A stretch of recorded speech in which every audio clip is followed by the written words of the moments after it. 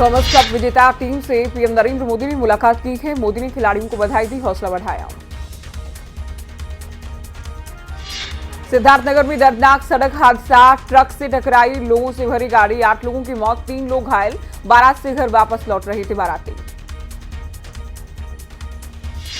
वहीं यूपी के सीएम योगी आदित्यनाथ ने सड़क हादसे को लेकर दुख जताया है। परिजनों के प्रति संवेदना व्यक्त की गई है। घटना में घायल हुए लोगों को समुचित उपचार करवाए जाने के निर्देश भी प्रशासन को दिए गए हैं।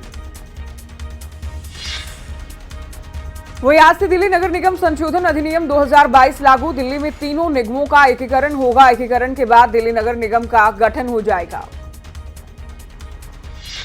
दिल्ली एनसीआर में हल्की बूंदाबांदी से तापमान में गिरावट आई है। लोगों को गर्मी से थोड़ी राहत मिली। देश में कोरोना के 2226 नए मामले सामने आए। कोरोना से 65 लोगों की मौत। देश में 14,955 एक्टिव केस। वहीं असम की बात करें तो असम में बाढ़ से 31 जिलों के करीब 6,80,000 लोग प्रभावित हुए हैं। बाढ़ की वजह से अब तक 18 लोगों की जान भी चले गई। मोदी सरकार ने पेट्रोल डीजल पर उत्पाद शुल्क घटाया है। कांग्रेस नेता रणदीप सुरजेवाला ने ट्वीट कर साधा निशाना, कहा जनता को मूर्ख न बनाएं।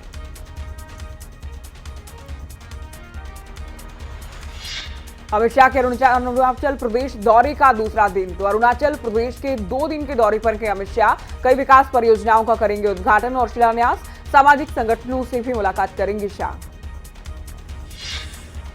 दिल्ली के एजुकेशन मॉडल के मुरीद हुए तेलंगाना के सीएम चंद्रशेखर राव। कहा तेलंगाना के शिक्षक ट्रेनिंग लेने दिल्ली आएंगे। इस तरह का मॉडल पूरे देश में कहीं नहीं। दिल्ली में फर्नीचर गोदाम में भीषण आग। दमकल की 11 गाड़ियों ने आग पर काबू पाया। किसी के हताहत होने की सूचना नहीं। हरियाणा में निकाय चुनाव की तारीख सोमवार को होंगी साफ। राज्य चुनाव आयोग करेगा प्रेस वार्ता। खबरें अभी तक की खबर पर लगी मुहर। हरियाणा के सीएम मनोहर लाल का दिल्ली दौरा। कई केंद्रीय मंत्रियों से मुलाकात कर सकते हैं सीएम।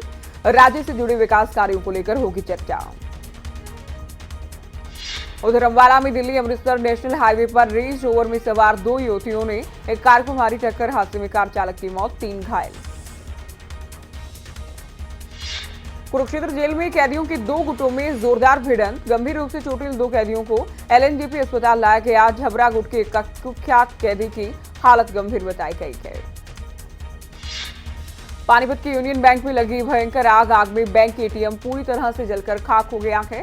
ट्रांसफार्मर से निकली थी चिंगारी, जिसके चलते आग लगी। फायर ब्रिगेड ने बामुश्किल आग पर काबू पाया।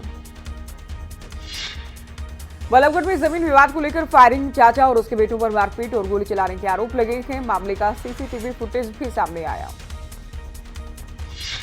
पलवल में आज किसानों की महापंचायत। गदपुरी टोल हटाने को लेकर महापंचायत। फरीदाबाद में गंदा पानी पीने से बीमार हुए लोग। दूषित पानी पीने से 200 लोग डायरिया के मरीज हुए, अस्पतालों में भर्ती। फतेहाबाद के रतिया में आशिक की जमकर धुलाई। स्कूल में पढ़ने वाली छात्रा का कर रहा था पीछा। स्कूल के बाहर की गई जमकर धुलाई। जम्मू कश्मीर के रामबन में सुरंग ढहने का मामला। मृतकों के परिजनों के लिए मुआवजे का ऐलान।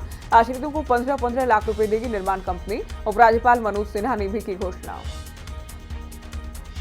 हिमाचल कैबिनेट की बैठक में बदलाव हो गया कि 26 मई को होगी कैबिनेट बैठक। पहले 23 मई को होनी थी कैबिनेट की बैठक।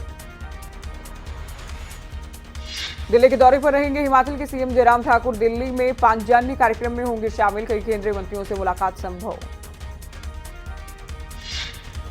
और हिमाचल में मौसम विभाग ने येलो अलर्ट जारी किया है। तेज आंधी और ओलावृष्टि को लेकर संभावना जताई गई है। उत्तराखंड के सीएम धामी का बयान। आम आदमी पार्टी पर जमकर बोला हमला। कहा हर साल कई पर्यटक उत्तराखंड घूमने आते हैं, वैसे ही आप भी उत्तराखंड में घूमने आई थी।